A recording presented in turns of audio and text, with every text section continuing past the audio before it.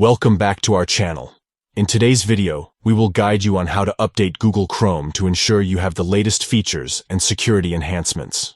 So, let's get started. First, open Google Chrome on your computer. Next, locate the three-dot menu at the top right corner of the Chrome window. Click on the Help option in the drop-down menu. Now, select About Google Chrome from the Help menu.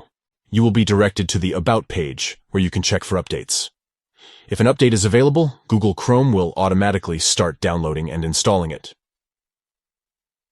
The update process usually takes just a couple of minutes. However, if you see a message saying, Google Chrome is up to date, it means that your browser doesn't need to be updated at this time. Once the update is complete, you will see a Relaunch button. Click on it to restart Chrome and apply the updates. Alternatively, you can simply close Chrome and reopen it to complete the update process. And there you have it.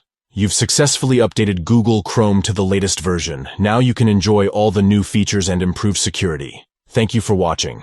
If you found this video helpful, don't forget to give it a thumbs up and subscribe to our channel for more useful tutorials. If you have any questions or suggestions, please leave them in the comments below. Until next time, happy browsing.